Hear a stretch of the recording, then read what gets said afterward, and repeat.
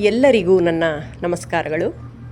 ನಾನು ಈ ದಿನ 3 ಆಯಾಮದ ಆಕೃತಿಗಳಾದ ಘನಾಕೃತಿಗಳ ಮೇಲ್ಮೈ ವಿಸ್ತೀರ್ಣಗಳು ಮತ್ತು ಘನಫಲಗಳು ಈ ಸೂತ್ರಗಳಿಗೆ ಸಂಬಂಧಿಸಿದ ಒಂದು ಮಾದರಿಯನ್ನು ತೋರಿಸ್ತೇನೆ. ನೋಡಿ, ಚೌಕಘನ, ಆಯತಘನ, ಸಿಲಿಂಡರ್, ಶಂಕು, ಗೋಳ, ಅರ್ಧಗೋಳ ಈ ಘನಾಕೃತಿಗಳಿಗೆ ಸಂಬಂಧಿಸಿದ ಸೂತ್ರಗಳು. ಚೌಕಘನ ಬ್ಲೂ ಕಲರಲ್ಲಿದೆ, ಅದೇ ಕಲರಲ್ಲಿ ಬರೆದಿರ್ತಕ್ಕಂತಹ ಸೂತ್ರಗಳು ಇಲ್ಲಿದೆ. ಚೌಕಘನದ ಸೂತ್ರಗಳು: ಚೌಕಘನದ ಪಾರ್ಶ್ವ ಮೇಲ್ಮೈ ವಿಸ್ತೀರ್ಣ 4a².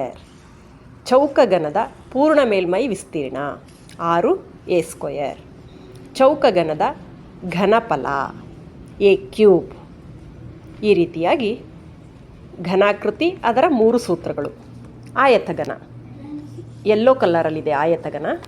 ಆಯತಘನದ ಪಾರ್ಶ್ವ ಮೇಲ್ಮೈ ವಿಸ್ತೀರ್ಣ 2h × l+b.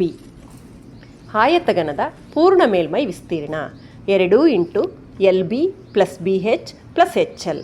ಅದರ ಘನಫಲ lbh. ಹಾಗೆ ಸಿಲಿಂಡರ್ ಪರ್ಪಲ್ ಕಲರ್.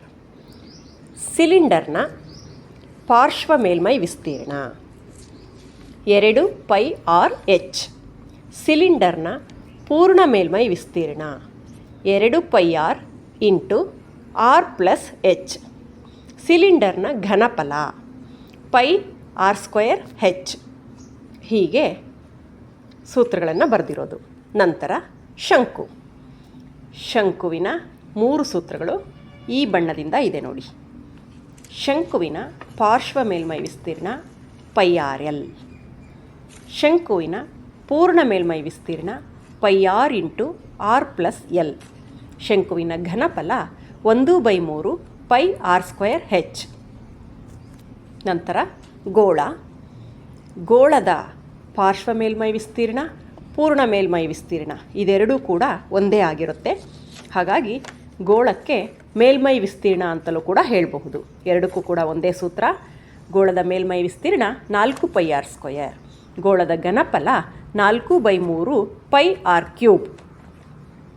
ನಂತರ ಅರ್ಧಗೋಳ. ಅರ್ಧಗೋಳದ ಪಾರ್ಶ್ವ ಮೇಲ್ಮೈ ವಿಸ್ತೀರ್ಣ, ಪೂರ್ಣ ಮೇಲ್ಮೈ ವಿಸ್ತೀರ್ಣ ಮತ್ತು ಘನಫಲ ಈ ಬ್ಲೂ ಕಲರ್ ಇದರಲ್ಲಿ ನೋಡಿ. ಅರ್ಧಗೋಳದ ಪಾರ್ಶ್ವ ಮೇಲ್ಮೈ ವಿಸ್ತೀರ್ಣ 2πr². ಅರ್ಧಗೋಳದ ಪೂರ್ಣ ಮೇಲ್ಮೈ ವಿಸ್ತೀರ್ಣ 3πr².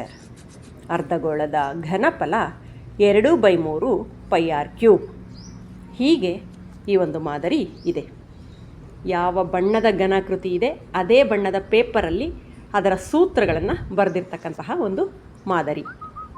ಮಕ್ಕಳಿಗೆ ಸುಲಭವಾಗಿ ಅರ್ಥ ಮಾಡಿಕೊಳ್ಳಿಕ್ಕೆ ಉಪಯೋಗಕ್ಕೆ ಬರುತ್ತೆ.